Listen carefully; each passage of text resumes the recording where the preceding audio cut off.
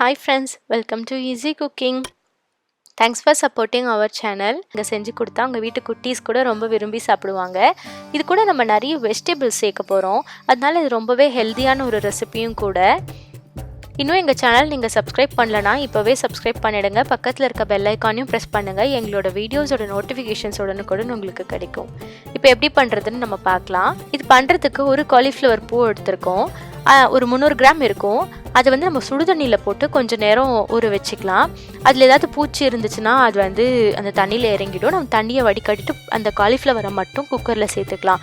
ஒரு கேரட், ஒரு உருளைக்கிழங்கு கொஞ்சம் சின்னதாக நறுக்கிக்கோங்க. இல்லை பெருசாக இருந்தாலும் பரவாயில்ல, வேக தான் போகுது.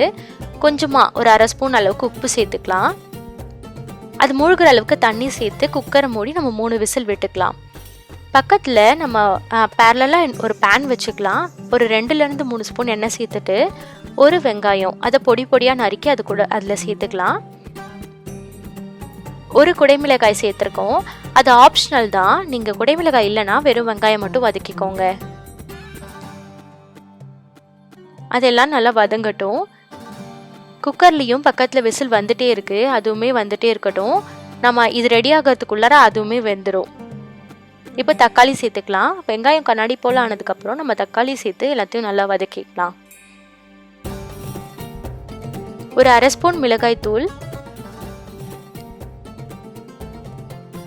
கொஞ்சமாக ஜீரகத்தூள், ஒரு ஸ்பூன் மல்லித்தூள் எல்லாத்தையும் சேர்த்து நல்லா வதக்கிக்கலாம். அதுக்குள்ளே நம்ம குக்கர் முடிஞ்சிருச்சு. ஸோ விசில் வந்ததுக்கப்புறம் அதை ஓப்பன் பண்ணி நம்ம இது கூட சேர்த்துக்கலாம். அந்த தண்ணியை கீழே ஊற்றிடாதீங்க. அந்த வெந்த தண்ணியோடு இதில் சேர்த்துக்கோங்க. அந்த தண்ணியில் நிறைய சத்து இருக்கும்.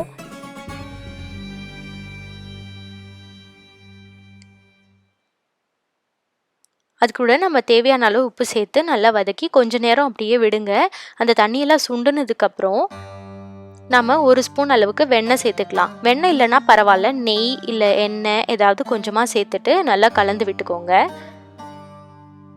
இந்த அளவுக்கு நல்லா கெட்டியானதுக்கப்புறம் நம்ம அடுப்பு ஆஃப் பண்ணிட்டு இறக்கிக்கலாம்.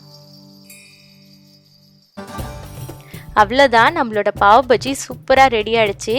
நம்ம வெண்ணெயோ இல்லை எண்ணெய் ஏதாவது தடவி நீங்கள் கல்லில் போட்டு சூடு பண்ணி எடுத்துக்கோங்க.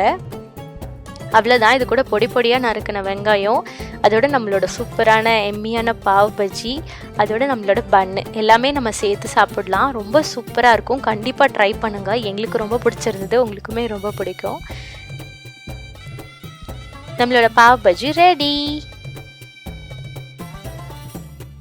இந்த ரெசிபி என்னோட ஃப்ரெண்ட் ஹேமான்னு ஒருத்தவங்க தான் எனக்கு சொன்னாங்க. தேங்க்யூ ஹேமா.